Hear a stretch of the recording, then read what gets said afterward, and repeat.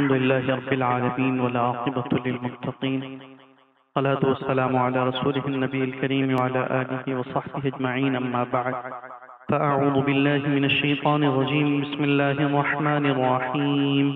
وأنذر عشيرتك الأقربين واخفض جناحك لمن اتبعك من المؤمنين فإن عصوك فقل إني بريء مما تعملون وتوكل على العزيز الرحيم الذي يراك حين تقوم وتقلبك في الساجدين إنه هو السميع العليم. هل أنبئكم على من تنزل الشياطين؟ تنزل على كل أفاك أثيم يلقون السمع وأكثرهم كاذبون والشعراء يتبعهم الغاوون. ألم تر أنهم في كل واد يهيمون وأنهم يقولون ما لا يفعلون إلا الذين آمنوا وعملوا الصالحات وذكروا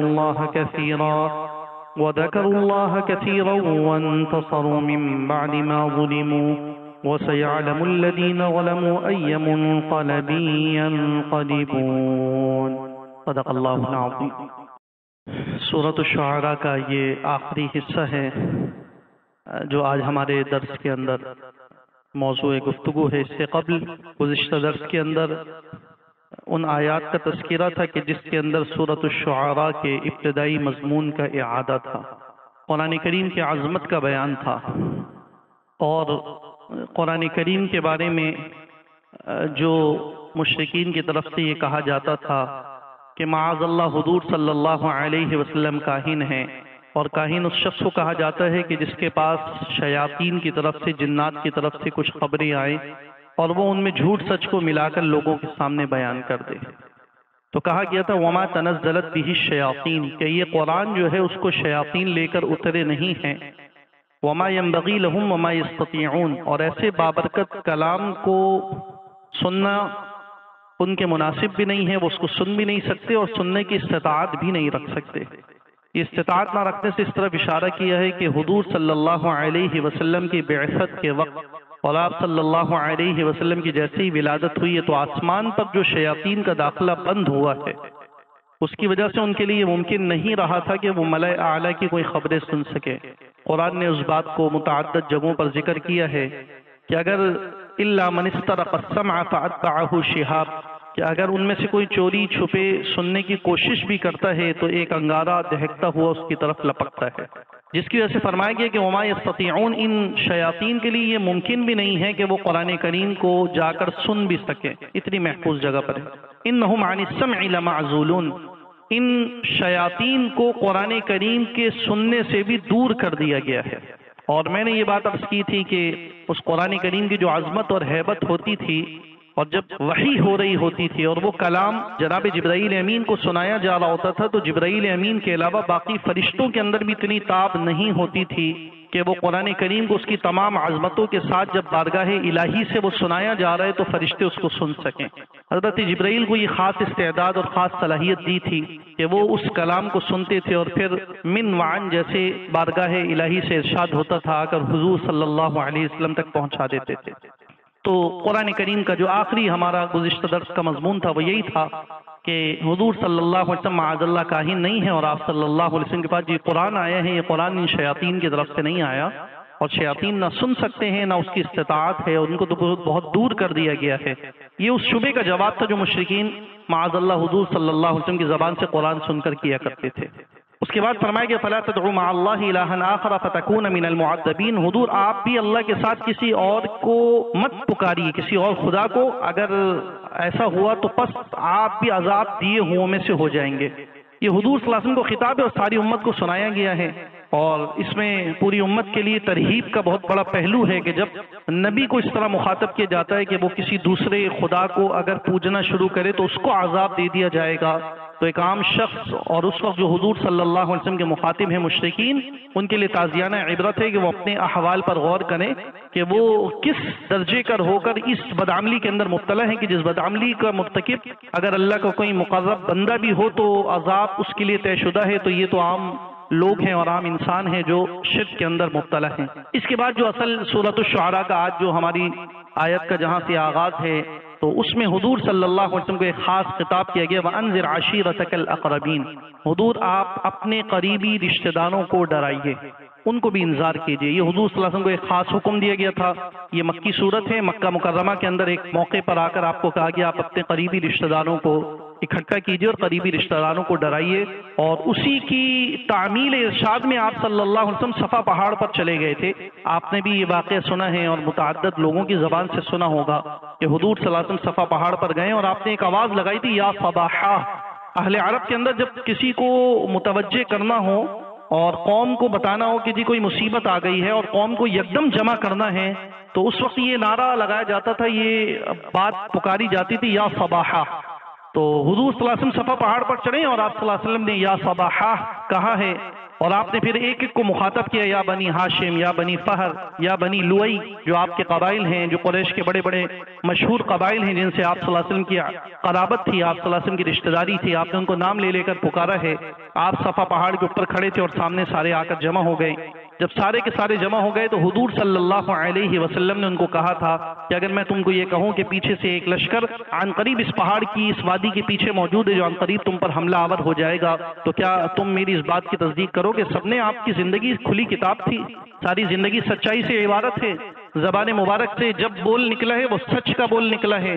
پورا مکہ مکرمہ آپ کی صداقت کا معترف ہے، آپ کی دیانت کا معترف ہے، آپ کی امانت کا معترف ہے، اور نبی کی شخصیت ہی ایسی ہوتی ہے، کہیں بھی کوئی انگلی رکھنے کی گنجائش موجود نہیں ہے۔ آپ نے جب یہ ان سے سوال کیا ہے کہ اگر میں تم سے یہ کہہ دوں کہ اس وقت پہاڑ کے پیچھے وادی کی گھاٹی کے اندر ایک ایسا لشکر ہے جو پوری تیاری سے آیا ہے اور وہ تم پر حملہ آور ہونے لگا ہے، اور اس وقت میں تمہیں اس سے ڈرانے کے لیے یہاں کھڑے ہو کر تمہیں یہ پکار رہا ہوں اور تمہیں یہ جمع کر رہا ہوں، تو تم میری بات کی تصدیق کرو گے؟ انہوں نے کہا جی ہم نے تو آپ کو سچائی سے متصف ہی پایا ہے، ہم نے ساری زندگی دیکھا ہے کہ آپ نے سچ کہا ہے، ہم آپ کی تصدیق کریں گے۔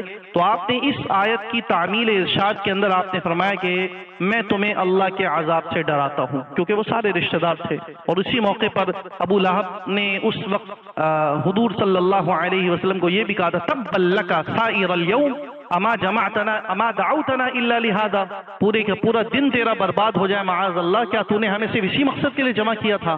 اور یہاں آگے بڑھنے سے قبل یہ ذہن میں رکھیے گا کہ یہ ابو لہب وہی ہے کہ جس نے حضور صلی اللہ علیہ وسلم کی ولادت کی خوشخبری دینے والی لونڈی کو اسی وقت آزاد کر دیا تھا، آ کر اطلاع دی کہ تمہارے بھائی عبداللہ کے گھر میں لڑکا پیدا ہوا ہے۔ اس قدر خوش ہوا کہ اس نے اس باندی کو فی الفور آزاد کر دیا تھا، آپ بھی واقف ہیں۔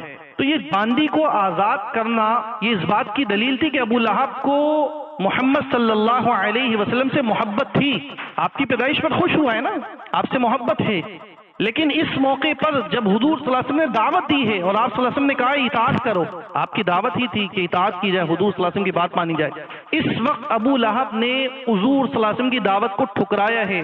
جب محبت ہو لیکن دعوت کے مقصد کو ٹھکرا دیا جائے، قرآن کی آیتیں اترتی ہیں تبت یدا ابی لہب وتب، ہلاکت کی آیتیں اتنی ہیں۔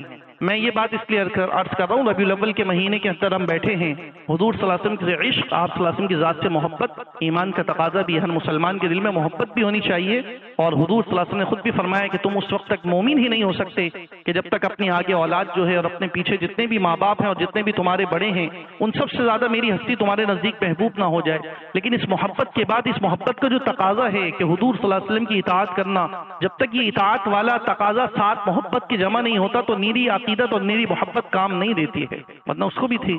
تو اس موقع پر حضور صلی اللہ علیہ وسلم نے قرآن کی آیت کی تعمیل کے لیے، یہ قرآن نے ایک بڑا عظیم حکم دیا تھا۔ حضور صلی اللہ علیہ وسلم کو جو کہا گیا آپ اپنے قریبی رشتہ داروں کو ڈرائیں، میں آپ سے آگے بڑھنے سے قبل یہ کہوں کہ سب سے زیادہ مشکل ہے کہ آپ کی بات کو قبول کرے آپ کا قریب والا رشتہ دار، کیونکہ اس کے سامنے ہماری زندگی کے ہر پہلو ہیں، ہماری زندگی کا ہر نشے و فراز اس کے سامنے ہے۔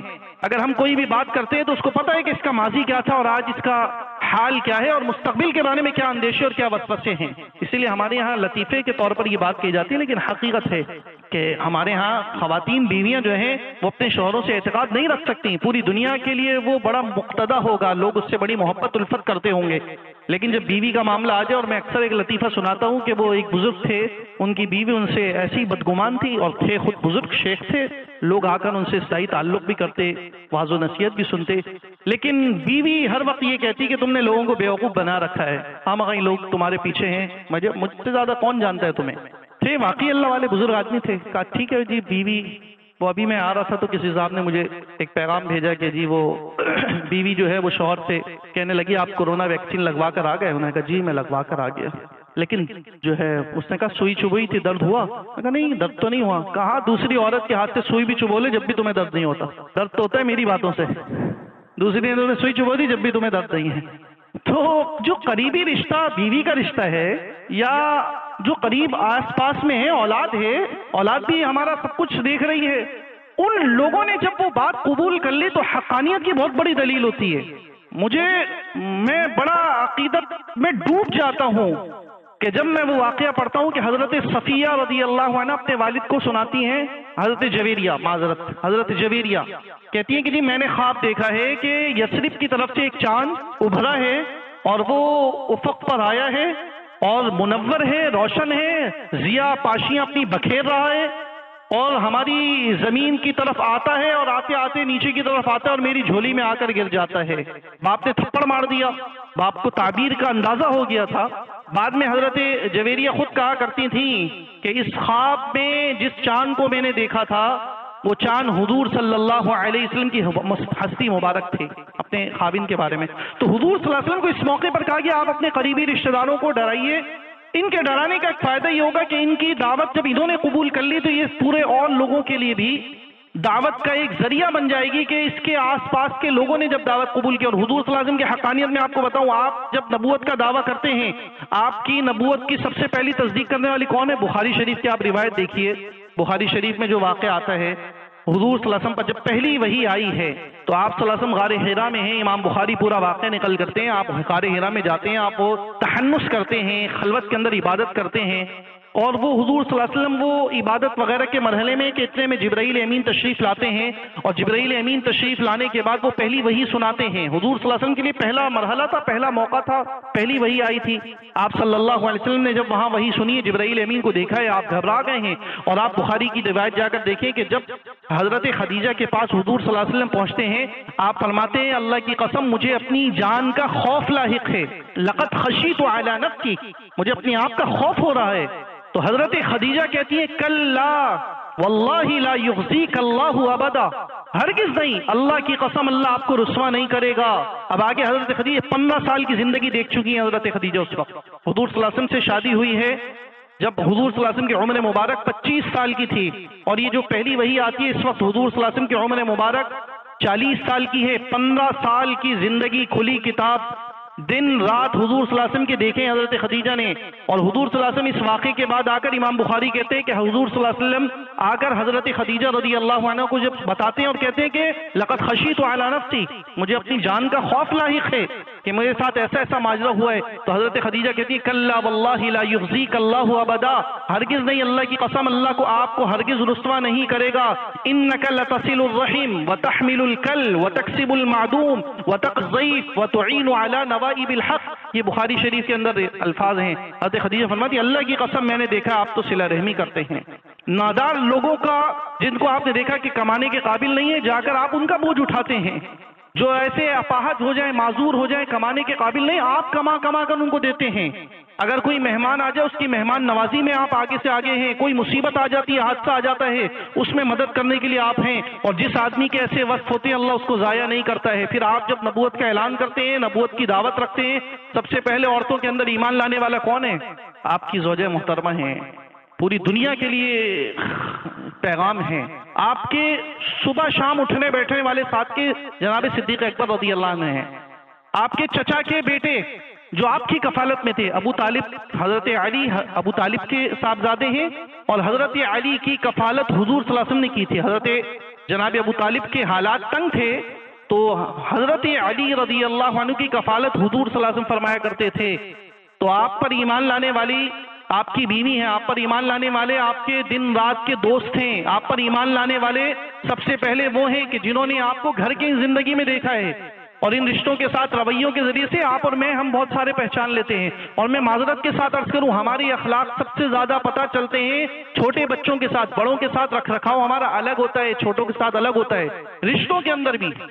تو حضور صلی اللہ علیہ وسلم کو کہا گیا وانذر عشیرتک الاقربین، آپ اپنے اقربین رشتہ داروں کو دکھائیں۔ اس کی ایک حکمت یہ بھی ہوگی کہ دوسروں کے لیے پیغام قبول کرنا آسان ہوگا، دوسرے پیغام کی طرف آئیں گے۔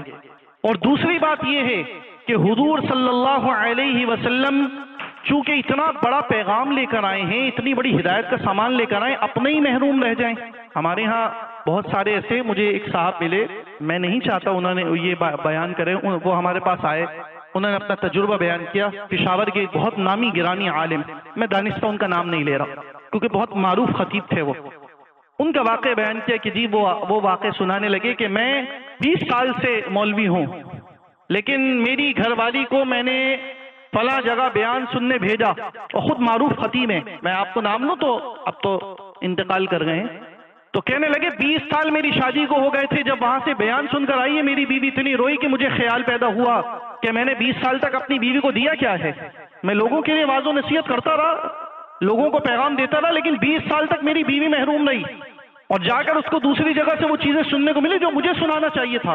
میں اور آپ بھی ہم دیکھ لیں، ہمارے ہاں ہمارے گھر کے اندر، ہم گھر میں ہماری گفتگو کیا ہے، بیوی کے ساتھ بیٹھ گئے، بچوں کے ساتھ بیٹھ گئے، بہت زیادہ ہم نے بچوں کے ساتھ وقت بھی دے دیا، تو ہم بچوں کی دنیاوی معاملات کی ہم خیر خبر کر لیتے ہیں، بیوی کے ساتھ ہم اسی کے اندر پورے ہو جاتے ہیں کہ جی یہ خدشہ ہو گیا، یوں ہو گیا، فلاں سے ملنا ہے، لیکن کیا ہماری کوئی ایسی سنجیدہ کوشش ہے کہ ہماری بیوی بھی جو کچھ ہمیں مل گیا ہے وہ اس کو بھی مل جائے؟ میرے استاد محترم حضرت مفتی عبداللہ برمی صاحب دامت برکاتہم العالیہ ہمارے استاد ہیں، حیات میں دارالعلوم کراچی کے اندر استاد الحدیث ہیں۔ حدیث کی کتابوں میں ایک حدیث آتی ہے عن ام الدرداء عن ابی الدرداء، حدیث کی سند ہوتی ہے نا، جیسے حضرت ابو ہریرہ سے نقل کر رہے ہیں یہ صاحب، حضرت ابو ہریرہ نے حضور صلی اللہ علیہ وسلم سے سنی۔ اچھا، وہ حدیثیں آتی تھی اس طرح کہ ام درداء حدیث سنا رہی ہیں، جب ام درداء ضعیف ہو گئی ہیں، پردے میں آتے تھے، لوگ آتے تھے، صحابہ کی اولادیں تھیں، صحابہ بھی بعض اوقات آتے تھے، تو ام درداء حدیث یوں سناتی تھی کہ ام درداء کہتی تھی کہ میں نے یہ حدیث سنی ابو درداء سے، اور ابو درداء نے یہ حدیث سنی رسول اللہ سے، یعنی حدیث کی کتابوں میں وہ سند یوں آتی ہے عن ام الدرداء عن ابی الدرداء عن رسول اللہ۔ ام درداء کہتی ہیں کہ میں نے ابو درداء سے سنا، ابو درداء کہتے ہیں کہ رسول اللہ نے مجھے بتایا۔ ہمارے استاد زار و قطار رونے لگتے تھے، کہتے تھے کتنی مقدس مبارک جوڑی ہے کہ ام درداء کو اللہ کے نبی کی حدیث پہنچی ہے خامن سے۔ خامن گھر میں آ کے سناتے تھے نا، خامن گھر میں آ کے بتاتے تھے کہ آج میں نے اللہ کے رسول سے یہ سنا، تو بیوی کو یہ بات بتاتے تھے، تو بیوی تک یہ بات پہنچی ہے، اور بیوی تک یہ بات پہنچی، بیوی اس قابل ہوئی کہ وہ امت تک آج فرمایا کرتے تھے، اس وقت کہتے تھے، ہم جب پڑھ رہے تھے اس وقت کہتے تھے میری تمنا ہے کہ کوئی آدمی ان تمام حدیثوں کو جمع کر لے کہ جو حدیثیں عن ام الدرداء عن ابی الدرداء سے آتی ہیں۔ اور ہمارے سالوں تک تو ایسا نہیں ہوا تھا، لیکن مجھے بعد میں پتہ چلا کہ ہماری 4-5 سال بعد کسی طالب علم نے اس پہ محنت کی اور پورا حدیث کا مجموعہ جمع کیا، کہ وہ حدیث کا وہ مجموعہ تھا کہ جو ام درداء نے اپنے شوہر سے حدیثیں سنی تھی اور شوہر نے رسول اللہ سے سنی تھی۔ تو اس لیے حضور صلی اللہ علیہ وسلم کو کہا گیا آپ کو اتنی بڑی ہم نے نعمت دی ہے، تو اس نعمت میں آپ کے ارد گرد والے محروم ہو جائیں، ایسا نہیں۔ وانذر عشیرتک الاقربین، آپ اپنے اقربین رشتہ داروں کو بھی ڈرائیے۔ اس لیے دوسرا مرحلہ ہمارے لیے بھی یہ ہے کہ ہمارے قرب و جوار میں جو چیز ہمیں پتہ چل جائے وہ چیز ہم ان تک منتقل کر دیں۔ اور بعض اوقات ہوتا یہ ہے کہ شاید آپ پر وہ بات اتنی اثر نہیں کر گئی، آگے خواتین، ویسی خواتین میں رقت قلب ہوتی ہے۔ مجھے حدیث میں واقع آتا ہے، حضرت بلال رضی اللہ عنہ راوی حدیث ہیں، حضور صلی اللہ علیہ وسلم عید والے دن تھے، آپ نے عید والے دن واعظ و نصیحت کی، مردوں میں کی۔ اچھا، مردوں میں کی، خواتین کا اشتیاق پیدا ہوا کہ حضور صلی اللہ علیہ وسلم براہ راست ہمیں بھی مخاطب کر لیں۔ تو حضرت بلال کہتے ہیں کہ حضور نے جب مردوں سے فارغ ہوئے تو آپ خواتین کی طرف آئے ہیں، آپ نے کیا واعظ و نصیحت لمبی چوڑی کی، اتنا ذکر نہیں ہے۔ حضرت بلال یہ کہتے ہیں حضور نے یہ کہا یا معشر النساء تصدقنا ولو من حلیکن، آپ نے خواتین سے کے مجمع میں آپ نے پھر خطاب کیا، آپ نے فرمایا اے عورتوں کی جماعت تم لوگ صدقہ کیا کرو، اگرچہ وہ صدقہ اپنے زیورات میں سے ہی کیوں نہ ہو۔ حضرت بلال کہتے ہیں اسی وقت میں نے جھولی تھام لی تھی، خواتین نے اپنی کانوں کے بندے تک اتار کر اس جھولی میں ڈال دیے تھے اللہ کے نبی کی بات سن کر، ایسا عمل کا جذبہ پیدا ہوا ان کے طرف۔ وہی مردوں کے مجمع میں بھی کر کے آئے، وہ اتنے اثرات اس وقت فی الوقت ظاہر نہیں ہوئے، لیکن اس وقت خواتین کے مجمع میں آ کر آپ صلی اللہ علیہ وسلم نے بات کی تو خواتین کے مجمع میں حضرت بلال کہتے ہیں کہ خواتین نے اپنے کانوں کے بندے تک اتار کر ڈال دیے. اور واقعتاً اگر ہم ایک چیز اچھی سن کر آ رہے ہیں، ایک حدیث سن کر آ رہے ہیں، میں اور آپ ہم ہیں قرآن کی آیت سن کر آ رہے ہیں، اور وہ ہمارے گھر والوں کو اگر ہم بتاتے نہیں ہیں تو کل کلا بیوی کو حق پہنچے گا کہ وہ اللہ کے دربار کے اندر یہ دعویٰ دائر کرے کہ یا اللہ میں نے اس کی کون سی خواہش پوری نہ کی. دن میں اس نے کہا دن میں پوری کی ہے، رات میں کہا رات میں پوری کی ہے، اس کے تمام نخرے برداشت کیے جو شرعی طور پر اس کی ذمہ داری بھی نہیں ہے. جو ہمارے ہاں ہمارے مشرقی روایات کی جتنی بھی ہماری خواتین ہوتی ہیں جو ماشاءاللہ وہ ساری ذمہ داریاں اٹھاتی ہیں، جو ان کے لیے ایک فضیلت والی چیز ہے، وہ بہت بڑا احسان ہے ہم مردوں کے لیے. ہمارے کپڑے تیار کر دینا، ہمارے لیے کھانا تیار کر دینا، ورنہ شرعی طور پر تو ذمہ داری نہیں ہے. لیکن ہماری یہ مشرقی خواتین ماشاءاللہ یہ ساری چیزوں کو اور اس میں نخرے بھی برداشت کرتی ہیں. کھانے میں اونچ نیچ ہو گئی تو ہمارے یہاں مسائل آتے ہیں، اور آپ نے بھی سنا ہوگا کہ اس مسئلے کے اعتبار سے بعض خواتین کو اجازت دی ہے کہ اگر شوہر بہت زیادہ مزاج کا چڑچڑا ہے، بہت زیادہ ظالم ہے، اور کھانے کے اندر اونچ نیچ ہونے کی وجہ سے مزاج بہت سیکھتا ہو جاتا ہے، عورت پہ تشدد تک پہ اتر آتا ہے، تو آپ نے مسئلہ سنا ہوگا کہ عورت کو کہا جاتا ہے کہ رمضان کے اندر نمک چکھنے کی کچھ گنجائش اس کو دی گئی ہے کہ جی نمک چکھ لے، حالانکہ شرعی طور پہ کھانا پکانے کی ذمہ داری نہیں. تو وہ ایسی عورت آ کر تو اللہ کی جناب کے اندر یہ مقدمہ کر سکتی ہے کہ الہی میں نے اس کی خواہش پوری کرنے کے لیے جو چیزیں لازم نہیں تھیں وہ سب پوری کرنے کے لیے میں نے نہ دن دیکھا ہے نہ رات دیکھا ہے. تو یا اللہ اس کا بھی تو فریضہ بنتا تھا کہ باہر جا کر جو واضح و نصیحت سننا ہے، جو اچھی باتیں سننا ہے وہ آ کر منتقل کرتا، اور اس نے منتقل نہیں کی. تیسری ایک وجہ مفسرین نے کہی ہے کہ یہ بات اور کیوں کہا گیا، اللہ کے کلام تو حکمت سے بھرپور ہیں. یہ بھی وجہ تھی کہ دوسرے لوگوں کے لیے دعوت ہو، یہ بھی وجہ تھی کہ جو نعمت آپ کو دی ہے وہ نعمت آپ کے ارد گرد میں بھی. بعض مفسرین نے لکھا ہے وَأَنذِرْ عَشِيرَتَكَ الْأَقْرَبِينَ کی ایک حکمت یہ بھی ہے کہ حضور کو کہا گیا حضور آپ اپنے قریبی رشتہ داروں کو ڈرائیے. یہ اس لیے امت کو پورا خطاب ہے نا، حضور کو کہہ کر امت کو سمجھایا جا رہا ہے. تو بعض مفسرین نے لکھا ہے کہ اپنے قریبی رشتہ داروں کو ڈرانا اور اپنے قریبی رشتہ داروں کو بھی اس راہ پر لانا جس پر چلنا، اس لیے کیونکہ عادتاً یہ ہے کہ انسان ماحول کے ساتھ چلتا ہے. جب گھر میں بھی آپ نے سمجھایا، مثلا میں آپ کو مثال دیتا ہوں، تہجد کی فضیلت گھر میں بھی سنا دی، خود جذبہ پیدا ہوا، گھر میں بیوی بھی کھڑی ہونے والی ہے، آپ کے لیے بھی تہجد پڑھنا آسان ہے. نماز آپ پڑھتے ہیں، آپ نے گھر میں بچوں کو بھی سمجھا دیا، گھر میں بچے بھی پڑھتے ہیں، بچوں کے لیے بھی آسان ہے، آپ کے لیے بھی آسان ہے. قرآن کی تلاوت آپ کرتے ہیں، آپ کے لیے بھی آسان، بچوں کے لیے بھی آسان ہے. تو جب اپنے قریبی رشتہ داروں کو ڈرایا جائے گا تو اس ڈرانے کا فائدہ یہ ہوگا کہ اس انسان کے لیے بھی دین پر چلنا آسان ہوگا، کیونکہ پورا ماحول مل جائے گا. ہمارے آپ دیکھ لیجئے، مجھے ایک صاحب ایک جماعت آئی تبلیغ والوں کی، گفتگو ہوئی، انہوں نے افریقہ کے کسی ملک کا، وہ خود جو صاحب تھے جن سے میری گفتگو ہوئی وہ صاحب جماعت میں وہاں گئے تو اپنی کارگزاری سنانے لگے، کہنے لگے جی میں فلاں ملک گیا افریقہ کے فلاں ملک میں، اور وہاں مسلمان چند فیصد تھے، کم تھے. تو کہنے لگے کہ ہم جو ہے وہاں مقامی لوگوں کے ساتھ مل کر ہم نے ان کے نام وغیرہ نکالے اور ہم نے اپنی جماعت کو حصے میں تقسیم کر دیا کہ جی، کہنے لگے چونکہ کسی مسلمان سے ملنے جانے کے لیے ہمیں 1 گھنٹہ 2 گھنٹے کا سفر کرنا پڑتا تھا، ارد گرد نہیں تھے کیونکہ مسلمانوں کی آبادی کم ہے. تو کہنے لگے کہ وہ جب ہم نے نام مقامی لوگوں سے نکلوائے نا تو ان ناموں کے اندر مجھے ایک نام مقامی جو وہاں کے رہنے والے تھے انہوں نے ایک نام دیا ایک مولوی صاحب کا کہ جی یہ مولانا صاحب بھی ہیں، یہ بھی یہاں افریقہ میں رہتے ہیں اور یہ دارالعلوم کراچی کے فاضل ہیں، جہاں میں نے بھی پڑھا ہے، یہ وہاں کے فاضل ہیں. تو وہ صاحب مجھے کہنے لگے کہ میں نے کہا جی میں مولوی صاحب سے ملنے جاتا ہوں، بتاؤں گا پاکستان سے آئے ہیں ہم لوگ، جیسے جماعت والوں کا طریقہ ہوتا ہے. کہنے لگے میں نے ان کا ایڈریس وغیرہ اپنے پاس لکھا ہے، ایک مقامی رہنما کو لیا اور میں ملنے چلا گیا ان سے. کہتے ہیں کہ میں وہاں ڈھونڈتے ہوئے پہنچا تو کہنے لگے وہ جیسے دیہات کی طرح طرز کا علاقہ تھا، لوگوں کی زمینیں تھیں اور وہیں لوگ جیسے ہمارے گاؤں دیہات ہوتے ہیں اس طرز کا علاقہ تھا. تو ہم دیہات میں ڈھونڈتے ڈھونڈتے وہاں پہنچ گئے ان مولوی صاحب کے علاقے میں. کہنے لگے مولوی صاحب، مجھے کہنے لگے مولوی صاحب میں آپ کو حیران کن بات بتاؤں، میں ان مولوی صاحب سے ملنے گیا، وہ مولوی صاحب کلین شیف تھے اور ہاف پینٹ پہنے ہوئے تھے اور اپنی زمین پر ٹریکٹر چلا رہے تھے. کہنے لگے میں ان سے جا کر ملا تو کہنے لگے میں حیران تھا، یہ وہ شخص ہے، میں آپ کو اس لیے بتا رہا ہوں دارالعلوم سے پڑھنے کا مطلب یہ کہ ایک شخص نے قرآن کی تفسیر بھی پڑھ لی، حدیث کی ساری کتابیں بھی پڑھ لی، قرآن و حدیث کے جتنے علوم ہیں وہ سب کچھ پڑھ لیے ہیں، اور وہ پڑھنے کے بعد بھی اس کو آپ کیا دیکھ رہے ہیں کہ جو ظاہری طور پر دین کی چند علامتیں ہوتی ہیں وہ علامات بھی اس میں ناپید ہیں. کہنے لگے مولوی صاحب میں اس وقت سوچ میں پڑ گیا کہ آخر یہ شخص تو ایسا شخص ہے جو دوسروں کی ہدایت کا ذریعہ بنتا ہے، تو اوروں کو دعوت دے، اوروں کو دین پر لائے، غیر مسلموں کو مسلمان بنا، اور اس کا اپنا ایمان خطرے میں پڑ گیا۔ کہنے لگے مولوی صاحب میں نے تجزیہ کیا، اس کی وجہ یہ ہے کہ جب تک وہ ماحول میں تھا اس کے لیے خود بھی دین پر چلنا آسان تھا، جب وہ ایسے معاشرے کے اندر گیا جہاں ماحول ہی برخلاف ہے، آہستہ آہستہ اسی ماحول کے اندر رنگ گیا ہے۔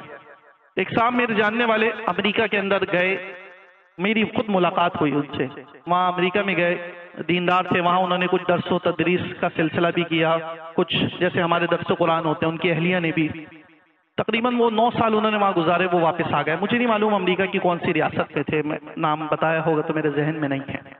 تو میں نے کہا اچھا، آئے، ملے، ملاقات ہوئی، کسی نسبت سے کسی صاحب نے تعارف کروایا کہ ماشاءاللہ یہ وہاں رہ کر آئے ہیں اور انہوں نے وہاں درس قرآن بھی دیتے تھے اور یہ بھی تھے اور وہ بھی تھے، بچے بھی ان کے وہاں تھے، بیوی بھی ماشاءاللہ درس قرآن۔ تو میں نے کہا جی کیسا رہا، آپ کے یہ علاقے میں ہی رہتے ہیں؟ اب کہنے لگے جی گئے تھے ہم دوسروں کا دین بچانے کے لیے، اپنا دین خطرے میں پڑ گیا تھا۔ یہ الفاظ ان کے مجھے ذہن میں، انہوں نے کہا دوسرے کا دین بچانے گئے تھے، اپنا دین خطرے میں پڑ گیا۔ جب ماحول انسان کا موافق نہیں ہوتا تو انسان کے لیے خود اس نظام پر، اس اطاعت پر چلنا مشکل ہو جاتا ہے۔ حضور صلی اللہ علیہ وسلم کو یہ حکم دینے کے ساتھ پوری امت کو تعلیم کی گئی کہ جب تمہیں اگر دین پر چلنا ہے تو تمہارے انذار کے اندر دین پر لانے کے لیے تمہارے جو گھر میں بیوی بچے ہیں، تمہارے ارد گرد کے جو رشتے ہیں، وَأَنذِرْ عَشِيرَتَكَ الْأَقْرَبِينَ، ان سب کو بھی اسی نہج پر لاؤ۔ جب اس نہج پر لاؤ گے تو تمہارے لیے بھی دین پر چلنا آسان ہو جائے گا۔ میں آپ لوگوں کو سادہ سے ایک واقعہ سناتا ہوں، بخاری کے اندر بھی واقعہ مروی، حضرت اسماء بنت ابی بکر حضرت عائشہ رضی اللہ عنہ کی بڑی بہن ہیں، ان کے خاوند ہیں حضرت زبیر ابن عوام رضی اللہ عنہ۔ حضرت زبیر پوری زندگی جہاد میں لگے رہے ہیں۔ حضرت زبیر آپ صلی اللہ علیہ وسلم نے جن کو کہا ہے حواری، میرے خاص حواری ہیں حضرت زبیر۔ اسماء بنت ابی بکر کا ایک واقعہ کتابوں میں آتا ہے کہ حضرت اسماء بنت ابی بکر کہتی ہیں کہ زبیر جہاد پر گئے ہوئے تھے اور کہتی ہیں گھر میں کھانے کو کچھ بھی نہیں تھا، کوئی انتظام نہیں تھا۔ کہتی ہے میں گھر کے صحن میں بیٹھی ہوئی تھی کہ پڑوس میں سے کچھ پکنے کی خوشبو آئی۔ حضرت اسماء کہتی ہیں کہ میں جب خوشبو آئی، بھوک تھی، شوہر ہے نہیں، خاوند ہے نہیں، گھر میں کچھ کھانے کو نہیں ہے، تو میں لکڑی لینے کے بہانے سے، آگ لینے کے بہانے سے اپنی پڑوس میں ہمسائے کیا چلی گئی، کیونکہ لوگ آگ روشن کیا کرتے، لکڑی جل رہی ہوتی تھی، کسی کے یہاں سے لی، اپنے گھر میں آ کر آگ روشن کر لی۔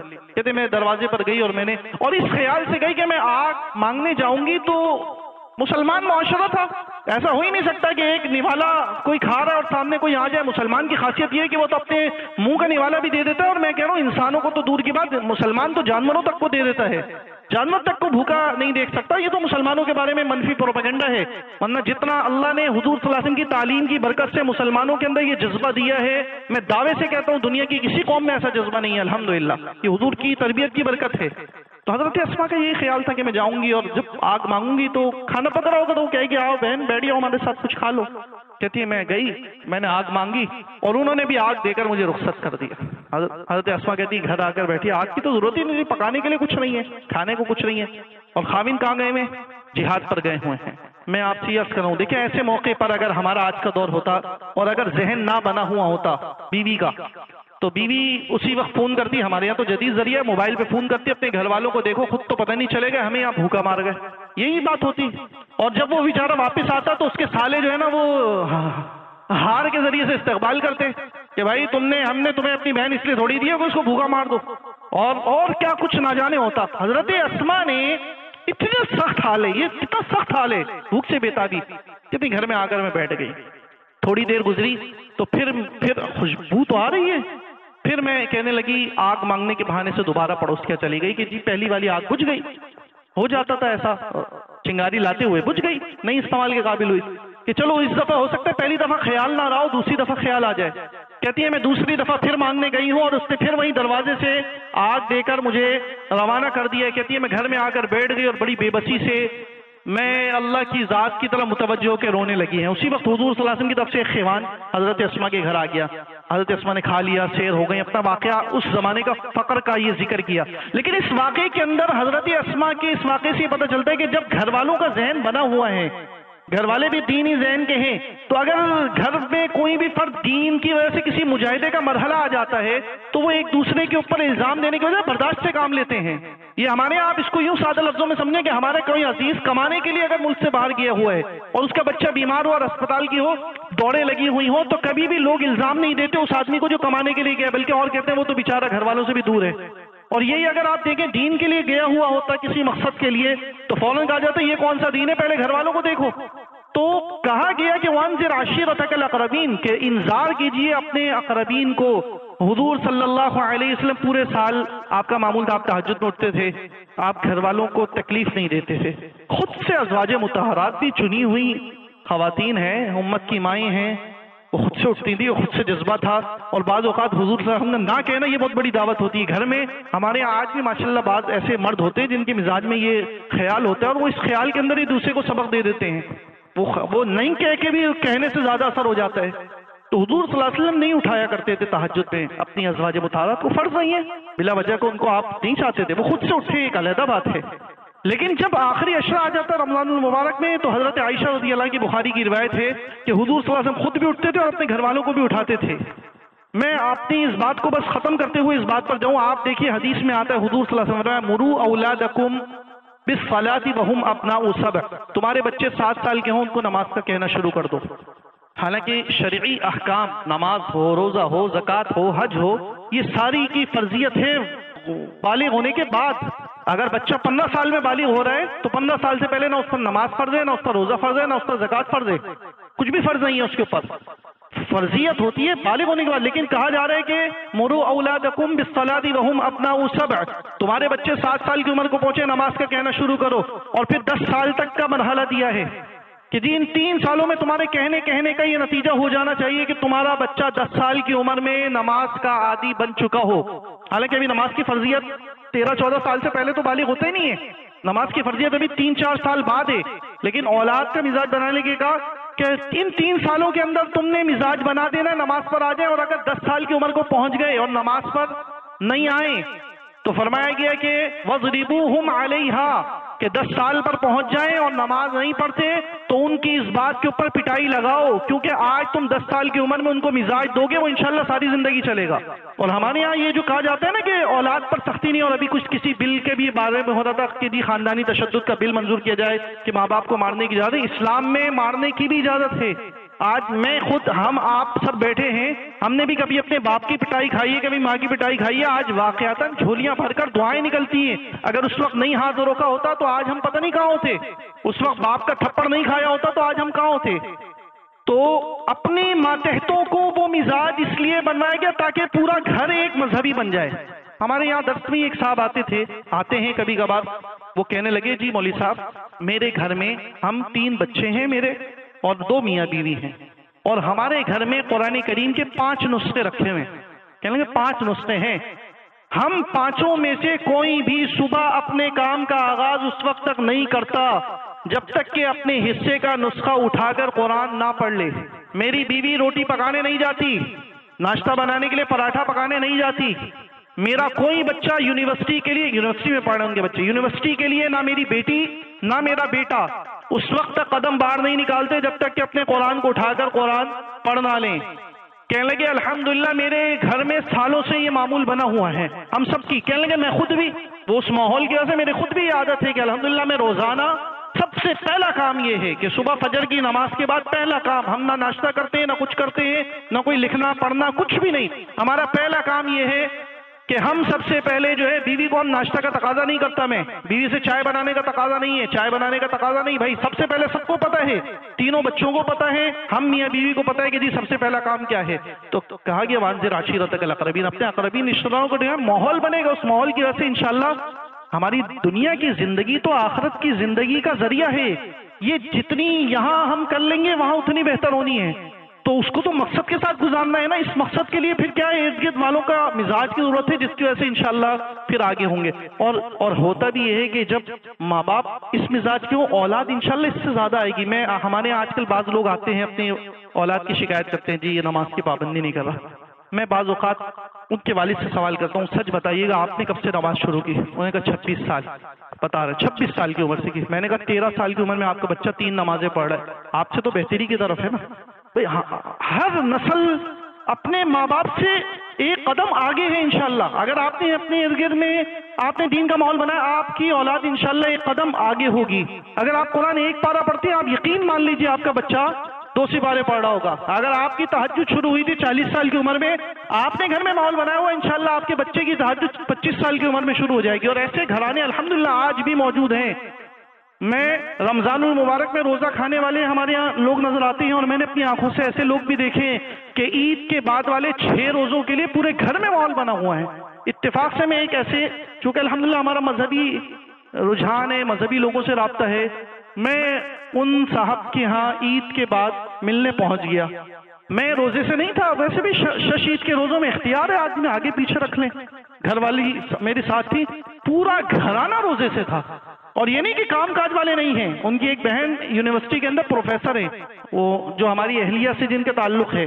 آپ یقین مانیے میں اتنا شرمندہ تھا اپنے اندر، اور میں محسوس کر رہا تھا کہ یہ بھی تو کوئی گھرانہ ہی ہے نا، کہ ماشاءاللہ جس کا رمضان کا ایک گھرانہ وہ بھی ہے جو رمضان میں پورا گھرانہ روزہ کھا رہا ہے، اور ایک گھرانہ الحمدللہ یہ بھی ہے اسی ماحول کے اندر، اسی معاشرے کے اندر رہتے ہوئے، کہ جن کے ششید کے روزے کا بھی بالکل ایسے ہی اہتمام ہو رہا ہے، اور ایسے ہی انتظام ہے، اور ایسے ہی سارے معاملات ہیں جیسے رمضان المبارک کے ہیں. تو جب ارد گرد کے اندر یہ ساری چیزوں تو یہ سارے مرحلے آسان ہو جاتے ہیں. اس لیے فرمایا کہ وانذر عشیرتک الاقربین واخفض جناحک لمن اتبعک من المؤمنین، اور آپ اپنے بازو کو نیچا کر لیجئے مومنوں میں سے جو آپ کی اتباع کرنے والے ہیں، یعنی ان کے ساتھ نرمی کا، خوش خلقی کا رویہ رکھیں، برتاؤ رکھیں، اور قربان جائیں. حضور صلی اللہ علیہ وسلم کی ہستی مبارک تو ایسی تھی، آپ تو ہر کمزور کا سہارا تھے. حضرت ظاہر رضی اللہ عنہ کا ایک واقعہ امام ترمذی نے نقل کیا ہے. صحابی ہیں، معمولی شکل کے ہیں. ہمارے ہاں کسی کو عزت دینے کے لیے ایک تو سب سے بڑی چیز ہے اس کے پاس مال ہو. بعض اوقات ہم عزت اس لیے دے دیتے ہیں کہ اس کی شکل و صورت اور اس کی شخصیت اتنی باروق یا وجاہت والی ہوتی ہے کہ آپ متاثر ہو جاتے ہیں، آپ عزت دیتے ہیں. اگر ہمارے سامنے کوئی ایسا شخص آ جائے جس بیچارے کے پاس نہ مال ہے اور نہ اس کی شخصیت میں ایسی کوئی وجاہت کا عنصر موجود ہے، بدصورت ہے اور بدشکل ہے، بالکل شکل کا خراب ہے اور مال بھی نہیں ہے، تو میرا اور آپ کا رویہ ایسے شخص کے ساتھ کیا ہو سکتا ہے؟ کم از کم بہت خراب نہیں ہوگا تو اتنا اچھا نہیں ہوگا جتنا ایک وجاہت والی شخصیت کے ساتھ ہو سکتا ہے یا مال والی شخصیت کے ساتھ ہو سکتا ہے. امام ترمذی نقل کرتے ہیں کہ حضور صلی اللہ علیہ وسلم کے ایک صحابی حضرت ظاہر مدینہ منورہ میں رہتے تھے، اور مدینہ منورہ کے بازار میں سامان بیچ رہے تھے، کچھ کپڑے پہ لگایا ہوا تھا. اچھا، لوگ حضرت ظاہر کو اہمیت دیتے ہی نہیں تھے، نہ شکل کے نہ مال کے. گفتگو کرنا گوارا نہیں کرتے تھے لوگ، ایسے تھے. اور انہوں نے رویے سہے ہوئے تھے. ایسے لوگ رویے برداشت کرنے کی وجہ سے ان کے دل پر نا وہ زخم ہوتے ہیں، وہ نقش ہوتے ہیں، وہ سارے رویے. تو حضرت ظاہر نے تو وہ سارے رویے دیکھے تھے، جھیلے تھے، ان رویوں کو برداشت کیا تھا. تو حضور صلی اللہ علیہ وسلم مدینہ منورہ کے اندر تشریف لائے، آپ بازار میں آئے. حضرت ظاہر کو نہیں پتا حضور صلی اللہ علیہ وسلم ہے، دیکھا بھی نہیں، نظر بھی نہیں پڑی. آپ پیچھے سے آئے ہیں اور آپ نے قربان جائے میرے ماں باپ آپ پر قربان ہو جائیں، میری اولاد نسل قربان ہو جائیں. حضور صلی اللہ علیہ وسلم پیچھے سے آئے ہیں اور آپ نے حضرت ظاہر کی آنکھوں پر ہاتھ رکھ لیا. میں یہ واقعہ آپ کو بتا نہیں سکتا. حضور صلی اللہ علیہ وسلم کی سیرت کا یہ ایسا انمول واقعہ ہے کہ انسان اصل لیے بغیر رہ نہیں پاتا.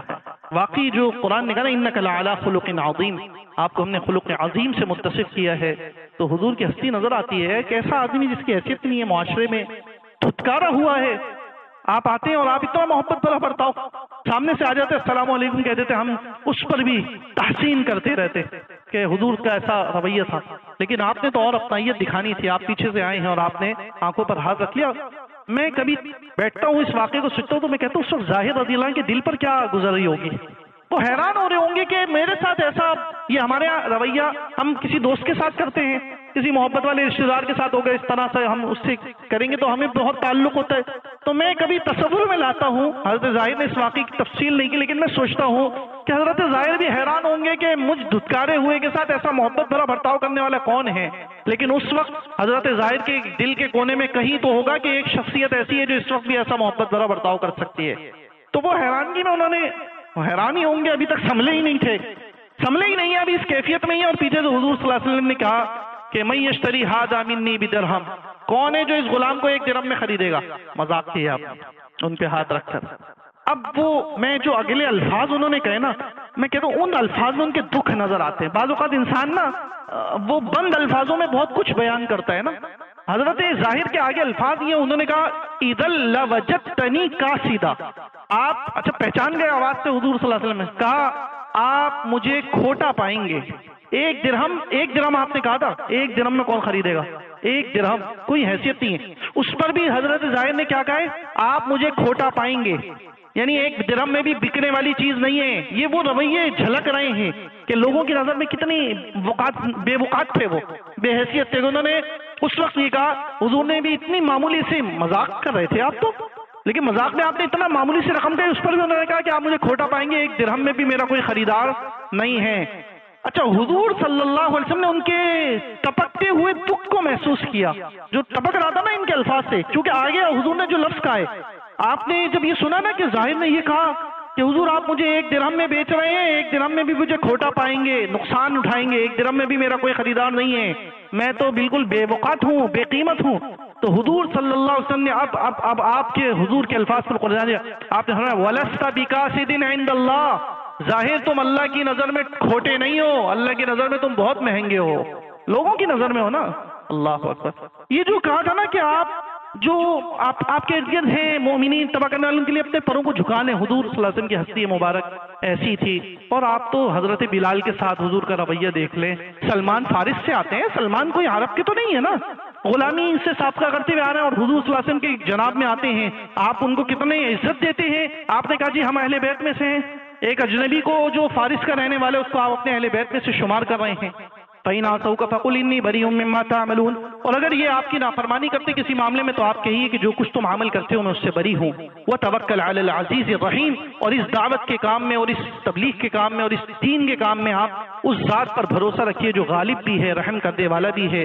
وہ ذات الذی یراک حین تقوم، جب آپ قیام کر رہے ہوتے ہیں وہ آپ کو دیکھ رہا ہوتا ہے. وَتَقَلُّبَكَ فِي السَّاجِدِينَ، جب سجدے میں آپ اٹھ رہے ہوتے ہیں، بیٹھ رہے ہوتے ہیں، اس وقت بھی وہ آپ کا مشاہدہ کر رہا ہوتا ہے. إِنَّهُ هُوَ السَّمِيعُ الْعَلِيمُ، وہ ایسا علم والا ہے کہ وہ آپ کی ایک ایک بات کو سن بھی رہے اور آپ پر جو کچھ بھی حالات گزر رہے ہیں ان کو جاننے والا ہے. اب چونکہ میں نے ابھی عرض کیا نا کہ مشرکین کہا کرتے تھے حضور کہیں نہیں، یہ آپ صلی اللہ علیہ وسلم ان کی طرف سے آ گئی تو کہا گیا، یہ کہتے ہیں کہ حضور کے بعد کہانت ہے شیاطین یہ پیغام لے کر آئے. هل أنبئكم على من تنزل الشياطين، کیا میں تمہیں بتا دوں شیاطین کس کے پاس آتے ہیں؟ تم کہہ رہے ہو حضور کے پاس شیاطین آتے ہیں، کلام لاتے ہیں. تنزل على كل افاک نسیم، شیاطین تو ہر اس شخص پر آتے ہیں جو جھوٹ گھڑنے والا ہے اور گنہگار ہے. حضور تو ان صفت سے پاک ہیں، آپ تو سچے آدمی ہیں. یلقون السمع، اور وہ شیاطین آ کر ان گنہگار اور جھوٹے لوگوں کی طرف کچھ باتیں ڈالتے ہیں. واکثرهم کاذبون، اور اکثر ان میں جھوٹے ہی ہیں. والشعراء، اور چونکہ قرآن کے بارے میں مشرکین، میں اس آیت سورت کو ختم کر لیتا ہوں. اور حضور صلی اللہ علیہ وسلم کے بارے میں ایک بات اور یہ کہی گئی کہ آپ شاعر ہیں، تو کہا گیا حضور معاذ اللہ شاعر بھی نہیں. کیوں؟ والشعراء یتبعهم الغاوون، کہ شعراء کی پیروی کرنے والے تو گمراہ لوگ ہوتے ہیں. جس کی پیروی کرنے والے گمراہ ہے نا، تو اس سے پتہ چلا وہ بھی گمراہ ہے. یعنی نیچے والوں کو دیکھ کر اوپر والے کا اندازہ لگایا جا سکتا ہے. کسی شیخ کا اندازہ لگانا اس کے مرید سے پتہ چل جائے گا. تو شعراء کی اتباع کرنے والے گمراہ ہوتے ہیں، تو پتہ چلا شعراء خود گمراہ ہوتے ہیں، اور حضور کی اتباع کرنے والے تو گمراہ ہے ہی نہیں. الم تر انہم فی کل وادی یہیمون، کیا تم دیکھتے نہیں ان شاعروں کو، یہ ہر وادی میں سرگردہ گھوم رہے ہوتے ہیں، خیالی پلاؤ ہوتے ہیں. کبھی چاند سے تشبیہ دے رہے ہیں، اپنی محبوبہ کے عشق کی داستانیں سنا رہے ہیں. وَأَنَّهُمْ يَقُولُونَ مَا لَا يَفْعَلُونَ، اور اکثر شاعر وہ باتیں کہتے ہیں جو کرتے نہیں ہیں. صرف زبان کے، ہمارے ہاں وہ سادہ لفظوں میں آج کل لوگ کہتے ہیں زبان کے فائر بہت ہیں، تو وہ زبان کے فائر مارتے رہتے ہیں کہ جی یہ ایسا ایسا ہے، زبان سے کہتے ہیں، لیکن عملی طور پر إِلَّا الَّذِينَ آمَنُوا وَعَمِلُوا الصَّالِحَاتِ. ہاں شعراء کے اندر، اچھا حدیث میں آتا ہے جب یہ آیت نازل ہوئی اور شاعروں کی مذمت کی گئی، آپ کے صحابہ میں عبداللہ ابن رواحہ شاعر ہیں، صحابی رسول ہیں، بڑے زبردست شاعر ہیں. حسان بن ثابت شاعر ہیں، آپ بھی جانتے ہیں. کعب ابن مالک جو تبوک سے پیچھے رہ گئے تھے وہ بہت بڑے شاعر ہیں. یہ تینوں نامی گرامی شاعر ہیں. روایت حدیث میں آتے ہیں یہ تینوں حضور صلی اللہ علیہ وسلم کے پاس ہے. حضور قرآن میں مذمت آپ نے فرمایا، آگے نہیں پڑھا، آگے اللہ کیا کہہ رہا ہے، الا الذین آمنوا وعملوا الصالحات. ہاں شعراء کے اندر وہ شعراء ٹھیک ہیں جو ایمان لائے اور نیک اعمال کیے، وذکر اللہ کثیرا، اور انہوں نے اللہ کا خوب تذکرہ کیا. تو جو شعراء اچھے ہیں، جن کی شاعری اچھی ہے، آپ صلی اللہ علیہ وسلم نے امیہ بن ابی سلط، عرب کا مشہور شاعر، اس کے 100 شعر آپ نے، ایک صحابی ہیں ان سے سنے تھے، 100 شعر آپ نے خود سماعت فرمائے. تو پتہ چلا کہ شعراء کے اندر جو خیالی پلاؤ پلانے والے، جو فحاشی والی باتیں کرنے والے ہیں، یہ سب تو ہیں بھٹکے ہوئے، اور جو اچھی بات کرنے والے ایمان والے وہ اچھے. اسی لیے فقہا کہتے ہیں کہ شعر کے بارے میں اسلام کا نقطہ نظر یہ ہے کہ اس کی جو اچھے شعر ہیں وہ اچھے ہیں اور جو برے شعر ہیں وہ برے ہیں.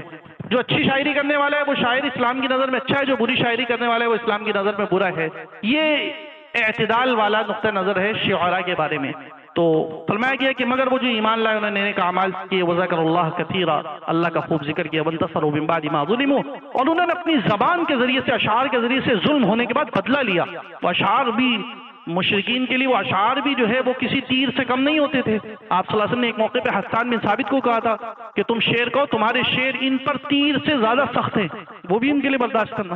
وَسَيَعْلَمُ الَّذِينَ غَلَمُوا أَيَّ مُنْقَلَبٍ يَنْقَلِبُونَ، اور ان قریب یہ ظالم لوگ جان لیں گے کہ کس جگہ وہ پھریں گے، کس جگہ ان کو پلٹ کر جانا ہے۔ یہ مشرکین کو کہا گیا، آخر میں اعادہ کیا گیا کہ تم یہ جو کچھ بھی حضور صلی اللہ علیہ وسلم کے ساتھ کر رہے ہو تو یہ ذہن میں رکھنا کہ آگے تمہارا انجام کیا ہونے والا ہے، قیامت۔ اللہ عمل کی توفیق۔ اللهم لك الحمد كما ينبغي لجلال وجهك ولعظيم سلطانك، اللهم صل وسلم وبارك على سيدنا ومولانا محمد وعلى آله وصحبه اجمعین۔ یا ارحم الراحمین، ہماری کوتاہیاں لفظ معاف فرما، ایمان و اطاعت والی زندگی نصیب فرما، حضور صلی اللہ علیہ وسلم کی کامل اتباع پیروی کی توفیق نصیب فرما، قرآن و حدیث سے تعلق محبت نصیب فرما، اور یا ارحم الراحمین ہماری تمام ضروریات، تمام مسائل کو یا اللہ اپنے خزانے غیب سے حل فرما، پورا فرما، اور یا ارحم الراحمین ہمیں کسی بھی اپنے بندے کا محتاج نہ رکھ، ہماری ہر حاجت کو، ہر ضرورت کو یا اللہ اپنی خزانے سے یا اللہ ہمارے سوال سے پہلے پورا فرما۔